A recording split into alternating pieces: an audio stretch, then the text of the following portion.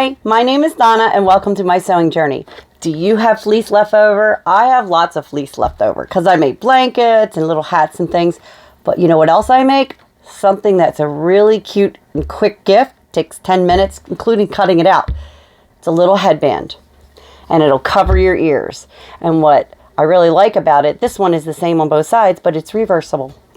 So here's another one that's slightly different. I didn't have enough of one fabric to do of either of these two fabrics, so I did one fabric on each side. And I also didn't have enough one long piece, so I did do a seam in the front middle on the one side, but it really won't make much of a difference. What's really great about these is when you put them on, they cover your little ears. And my daughter hates a hat, but she loves these because they keep her ears warm, and for whatever reason, she thinks they're cuter. So I'm going to teach you how to make these out of 2 pieces of fleece. And I will say, if you can't cut it on the fold and you do need to do the center one, I use a 1/2 inch seam allowance, so you just cut it a 1/2 inch longer and then stitch that seam and then start from there as if it was one piece. So first thing you're going to need is 2 pieces of fabric, and my pieces of fabric are 4 inches by 4 inches height by 24 inches long. Now I take mine when I cut them, if you can see, the one side is, I make it a curve. And I make the back a curve because our head is not flat. So this curve, it's 4 inches at this end and 3 inches at this end. And I just used a hem ruler to kind of just graduate that curve. Use the same hem ruler to graduate this curve. And this distance from here to here, that is 3/4 of an inch graduated. So this distance from here to here, that piece is the 24 inch. So this is 24 3/4. So if you're gonna graduate yours like mine, you just want to make it just a little bit longer than 24 inches. But if not, it's perfectly fine to make it a rectangle. So let's get started sewing. Okay, the first thing you're gonna do is take both pieces, figure out which fleece has, like, a textured side usually, and one side that's kind of smooth. You're just gonna figure out which one is going to be your good side. And I want to use this textured side as my good side. So I'm going to fold it in half. And the first thing I'm going to do is I'm going to sew a 1/2 inch seam right here on both of mine. So I'm going to put the right sides together. And I'm going to sew both of them 1/2 inch seam. So you go sew yours, I'll sew mine, and I'll meet you back here. Okay, I finished sewing a 1/2 inch seam, and I want to point out, I forgot to mention this. I use a slight zigzag stitch. I don't know if it will focus and so you can see that. A slight zigzag stitch. The reason I do that is because it's stretchy and that'll give with it. The zigzag that I use is actually just a 0.5 on my machine, but you just want a slight zigzag. And then what you're going to do is you're going to open up the seams on both. Just open them up. I just press them with my fingers. And then flip one of them right side out. And you're going to put one inside the other. And what you're going to match up is, I have a curve on mine. And one side's flat and the other one has a little bit of a curve. Sorry about that. One side's flat and the other side is a little bit of a curve. And you're going to match that. And we're going to take these seams. And we're going to match these seams. And I am going to be stitching the curved side. So one side is straight. The other one has a little bit of a curve. I'm going to be stitching that curved side first. So I'm just going to take pins. You can clip it, whatever works for you. And I'm going to pin this all the way around on my curved edge. And then I'm going to show you what to do next after that.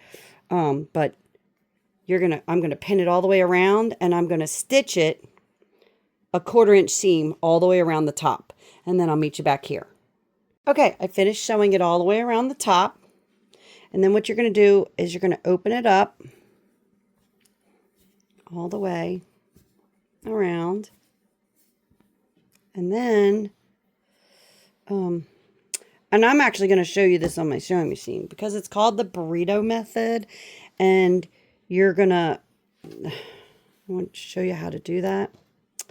and we're going to have an opening, and that we're going to leave after we do that to turn it. But basically, you're going to squish it together. Actually, I like to start with the seam side so that I make sure they match. You're going to squish it together, and you're going to match these pretty sides together. So you're going to squish it. So you have the pretty side up on the bottom with the seams open. Okay. And then you're going to squish it. The top part, squish that in, fold this up. And then I'm going to match this seam. Take and pin one just to keep it in place. And then I'm going to show you how I'm going to sew it. So let me take you to my sewing machine. So I have it in my machine, and as always, I'm going to start and finish with a couple of back stitches. And then I'm sewing at my 1/4 inch seam is right along the side of my presser foot. And I'm going to make sure that the inside is not in the way. See, I double check to make sure that's out of the way. And take my pen out of there. And I'm going to just keep sewing.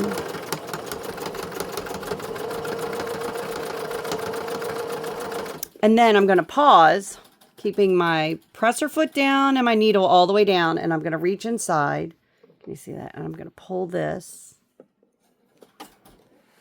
Hold the other end and pull this through. And then I'm going to make sure that the inside is pushed out of the way. Make sure that's all the way out of the way. And then, saw the red thread in there. Make sure that's all the way out of the way. See how it's out of the way. And then I'm going to stitch. And then I'm going to make sure my needle's all the way down, and we're doing it again. And we're just going to keep pulling that. Pull it so that it's all the way. And make sure its inside is pushed all the way to the inside.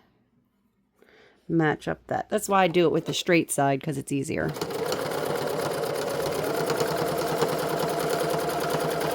Again, keeping my presser foot down. I'm going to keep pulling this through. So I hold the back side, pull it through, push this to the inside. And you're just going to keep stitching it.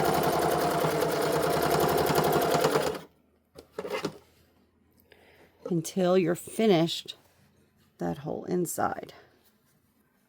And eventually, you're going to match back up to your other seam, which I'm going to trim right now.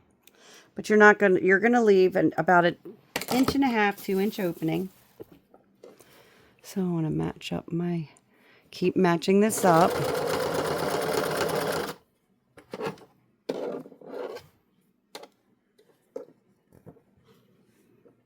The flatter you have this side and the more you shove it in, the easier it will be to line up that seam.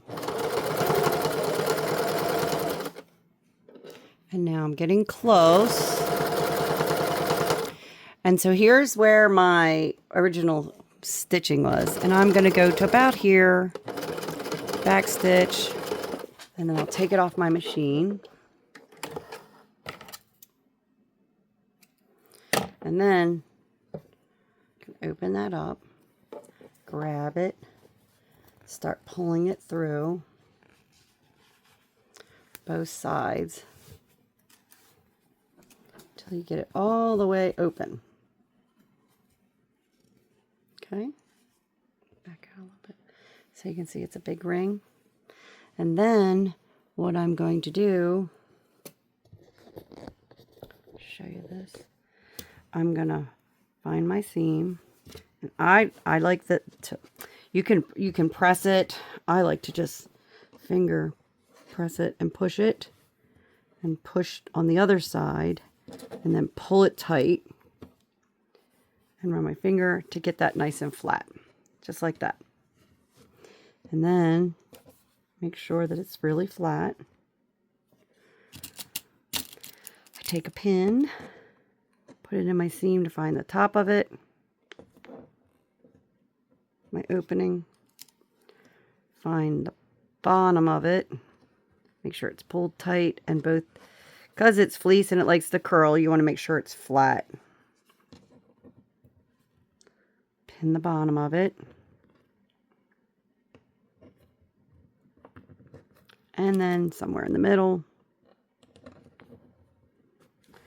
And then what I'm going to do is I'm going to stitch this closed.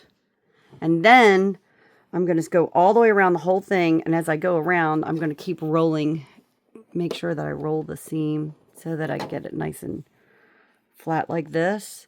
And I'm going to top stitch 1/4 of an inch all the way around. And then when I'm finished that, I'm going to do the other side. And I'm going to do the same thing. I'm going to roll that. Make sure it's nice and flat. And top stitch the other side all the way around at 1/4 of an inch. And then I'll meet you back here. Okay, all finished. Isn't that adorable? And you can make these for kids. You can make it for men, for women. You can adjust them just by adjusting the length. This one is about 23 inches. I like mine a little loose.